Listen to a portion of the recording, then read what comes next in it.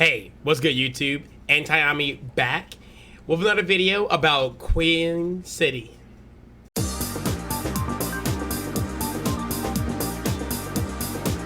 So, for this video, I don't want to make it too incredibly long on the talking part. I'm going to hit every single section pretty much really quick, not into details. This con in a nutshell was pretty mediocre in my opinion, but meeting a whole bunch of cool people along the way made the con super worth it. So basically, let's start with Friday. I get to the con around 10 o'clock, 10:30-ish, I believe. Chris picked me up, dropped me off because parking was pretty ridiculous, so we wasn't gonna try to pay for parking. So we parked over at the Target, which was free parking. We walked over. It was about a 10-minute walk. Went to our first panel. The very first panel I saw that was very interesting was the classic Sonic the Hedgehog panel, which seemed pretty interesting, you know, big Sonic fan. My very first video game I ever played was Sonic 3.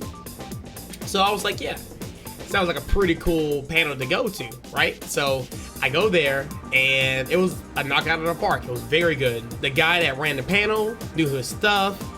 He basically talked about all the classic Sonic games, the music, the ideas behind it, the creators, where they got the idea from Sonic in the beginning with, because he started off to be like a rabbit, you know, the development of Tails, Knuckles, Metal Sonic, Eggman, things like that. It was very interesting. It was very good, very good. So if he decides to run another panel in the future, I would definitely be there because it was good. Second panel I went to was called Jazz in Japan. So I went to a panel like this before. I believe it was the same dude that did it. So it was just basically a recap of what I learned before. Very good music. Had some other guys with me so they could definitely see like the jazz styles of music, right? Not only just in just Japan in general, but also in video games that we play every day, like Mario Odyssey, certain Sonic games, you know, things like that. So pretty cool panel. After this, we went to the game room and we discovered that Smash was supposed to be played at 5 o'clock that day on Friday. For some reason, it got pushed over into Saturday around 5 o'clock.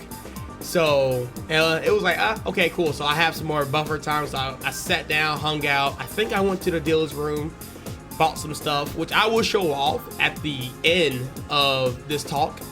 So, you know, I ain't buying too much because I was on a budget per se. So I was trying to save some of my money. So yeah, I got pushed back Saturday. No big deal. You know, I was still gonna enter, do whatever. So, you know, I walked around, took pictures of cosplayers, and we basically just, you know, talked to people until about 10 o'clock, which was my last panel of Friday. And improv after dark was kind of cringe. It was very cringy. The panel beside us was the main event, and that was like some kind of like rave disco kind of deal. So the music kind of bled into the actual panel, and we couldn't hear anything. So we ended up leaving after about like 20 minutes into the panel. It was very weird, and also on top of that, it wasn't too crazy good in my opinion. So we was like, all right, backup strat. So I looked up and I saw Dark Side of Retro Gaming, which I was like, oh, that sounds kind of interesting. Let's go to that.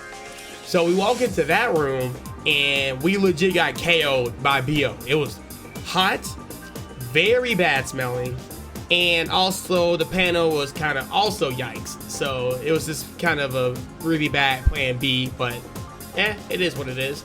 So after that, we went back to the gaming room just for a little bit, wrapping things up, and then we went home because I got really hungry. I didn't really eat too well. So that's basically my Friday. Saturday, my other panel I went to was Raise Your Power Level, which basically means that it's a workout panel, basically how to stay fit, healthy, workout things you can do, your nutrition, things like that. Unfortunately, I didn't stay the entire time because this was running into like my Smash tournament kind of deal. So I didn't stay the entire time. And also, I had this plan before. I wanted to go to the best video game music panel, which was ran by the same people that did the Raise Your Power Level. And unfortunately, I couldn't make it because I was too busy playing in the tournament. And I also heard that panel was kind of mediocre because they played like Mega Man music, a lot of Sonic music, and some random RPG Japanese music. I don't know, it's kind of weird. I don't know, but not too mad about missing that because it didn't sound like it was super great. So the main part of Saturday was the 34-man entry tournament where I went all hero. We had a couple of NC like big blue players counting out. It was really cool, you know. So we had Nutdid. Sorry if I butchered your name. I am super sorry. Jzod, which is a Wii Fit player. Obviously, the other guy is the Piranha Plant player. We had, of course, my group like Caesar, Chris, Alton. We had Drake and Mel there, which is, he always sneaks up on, you know, cons. And a whole bunch of like crazy other good players there. So it was pretty fun. Didn't drop a set with Hero. Went all the way through Grand Finals winner side, took it. Top 3 is streamed. So winners finals, losers finals, and grand finals. I felt like I played like garbage. When I look back at my gameplay, I'm not happy about it because I feel like I could have been more optimal, but that's just me, you know? So I could always push to improve on that. But it was a very fun tournament. Won $50 for it. So pretty good deal. For Sunday, I entered a Mario Kart tournament, which was pretty dope.